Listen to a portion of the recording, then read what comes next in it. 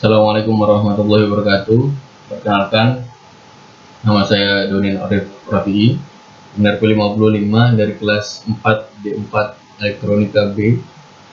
Jadi di sini saya akan sedikit menjelaskan mengenai salah satu penyakit akibat kerja, yaitu gangguan muskuloskeletal.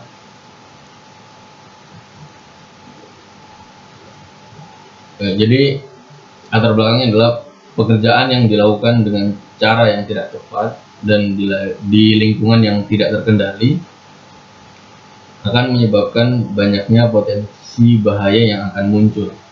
Jika hal ini dibiarkan dalam waktu yang lama, akan menimbulkan gangguan kesehatan. Jika gangguan kesehatan ini tetap dibiarkan, maka akan menyebabkan munculnya suatu penyakit, yang mana penyakit ini akan disebut sebagai penyakit akibat kerja. Setiap tahunnya, sebanyak 2,3 juta kematian disebabkan oleh kecelakaan kerja dan penyakit akibat kerja. Dan gangguan muskuloskeletal menjadi salah satu penyebab utama dalam kecelakaan kerja. Dan ini adalah beberapa peraturan dasar dari K3, dasar-dasar peraturan dari K3, yaitu yang pertama ada Undang-Undang Nomor 1 Tahun 1970 yang berisi tentang kewajiban pemimpin tempat kerja dan pekerja dalam melaksanakan keselamatan kerja. Kemudian ada Undang-Undang Nomor 23 Tahun 1992 yang berisi tentang kewajiban perusahaan dalam memeriksa kondisi kesehatan pekerja dan kewajiban pekerja dalam memakai APD, alat pelindung diri. Kemudian yang ketiga ada Undang-Undang Nomor 13 Tahun 2003 yang berisi tentang segala hal mengenai ketenaga kerjaan seperti jam kerja dan K3.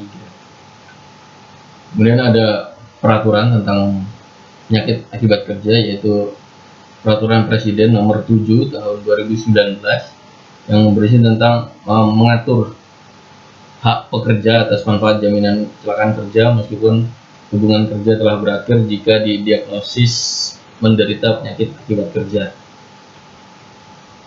Kemudian ada sedikit teori dalam kesehatan kerja. Jadi pada sekitar tahun 1700-an, penyebab terjadinya penyakit akibat kerja diasumsikan sebagai monokausa, yaitu yang dasar pengembangannya dari penyakit menular, yang mana monokausa ini berarti hanya ada satu penyebab untuk setiap penyakitnya, seperti penyakit silikosis yang disebabkan hanya oleh silika bebas. Kemudian ada penyakit asbestosis karena serat asbestos dan lain-lainnya.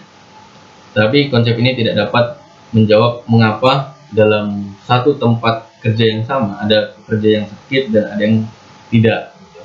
Kemudian akhirnya pada tahun sekitar 1960-an konsep ini mulai berkembang menjadi multifaktorial. Dan Henrik L. Bloom mengatakan bahwa status kesehatan seseorang ditentukan dengan 4 faktor utama, yaitu perilaku, genetik, lingkungan, dan pelayanan kesehatan. Kemudian pada tahun 1985 ada seorang profesor bernama Trevor Hancock memperkenalkan model ekologi dengan mempertimbangkan faktor lain yang lebih kompleks dari teori-teori dan model-model sebelumnya. Konsep ini dikenal sebagai the mandala of health. Dalam model ekosistem manusia ini menunjukkan bahwa pekerjaan hanya salah satu faktor yang menyebabkan timbulnya penyakit akibat kerja. Faktor lainnya adalah kondisi tubuh, kebiasaan, dan psikososial.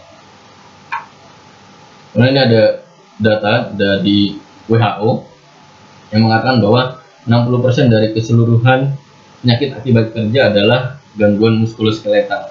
Kemudian ada data dari Departemen Kesehatan Republik Indonesia yang menyatakan bahwa 40,5% pekerja mengalami penyakit akibat kerja dan 16%-nya mengalami gangguan muskuloskeletal. Kemudian di Uni Eropa 25-27% pekerja di Uni Eropa itu mengalami sakit punggung dan 23% mengalami nyeri otot. Jadi gangguan muskuloskeletal adalah gangguan sistem muskuloskeletal yang menyebabkan nyeri akibat kerusakan saraf dan pembuluh darah pada bagian tubuh seperti leher, bahu, pergelangan, pinggul, lutut, dan tumit. Sistem muskuloskeletal adalah sistem tubuh yang terdiri dari otot, jaringan ikat, saraf, tulang, dan sendi. Sistem ini yang bertanggung jawab untuk menggerakkan tubuh, membentuk postur, dan melindungi organ-organ penting seperti otak, jantung, dan paru-paru. Kemudian di sini ada gangguan muskuloskeletal yang sering muncul. Jadi yang pertama di sini ada pada bagian pergelangan tangan, yaitu ada tendonitis, yaitu nyeri dan sulit menggerakkan persendian. Kemudian ada CTS, yaitu yang berupa mati rasa, kesemutan, nyeri, atau lemah pada tangan dan pergelangan tangan. Kemudian ada bagian tumit, yaitu ankle strain. Itu adalah kondisi tertariknya tendon dari otot. Kemudian ada ankle sprain, yaitu kondisi terjadinya pergelangan atau robeknya ligamen. Kemudian di sini ada bagian bahu dan leher, yaitu ada thoracic outlet syndrome, yaitu saraf dada atau tangan tertekan, kemudian menyebabkan sakit di bagian bahu, lengan, dan tangan. Kemudian ada tension neck syndrome, yaitu otot-otot leher mengalami ketegangan. Kemudian ada di bagian lutut dan punggung. Ini ada low back pain, yaitu cedera pada punggung yang disebabkan karena sering membungkuk, dan bursitis, yaitu terjadinya peradangan pada jaringan di sekitar lutut. Kemudian ada beberapa cara pencegahan secara umum, yaitu yang pertama ada rekayasa teknik.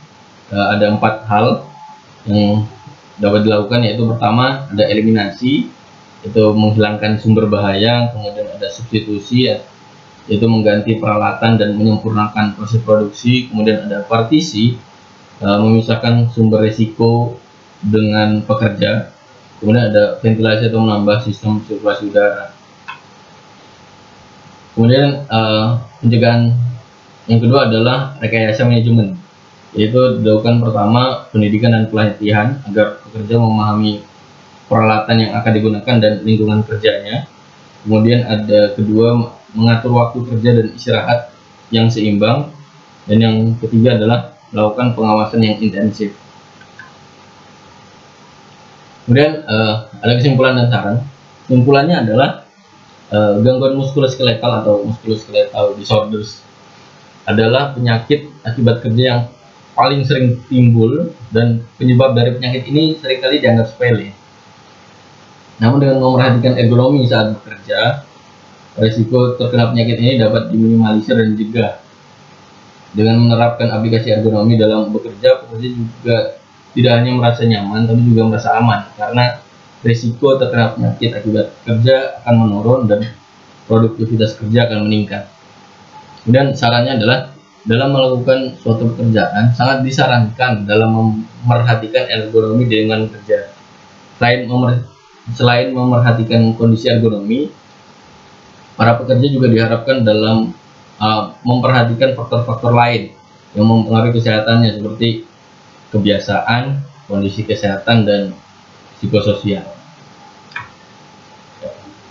Mungkin itu saja yang dapat saya sampaikan. Kurang lebihnya mohon maaf. Assalamualaikum warahmatullahi wabarakatuh.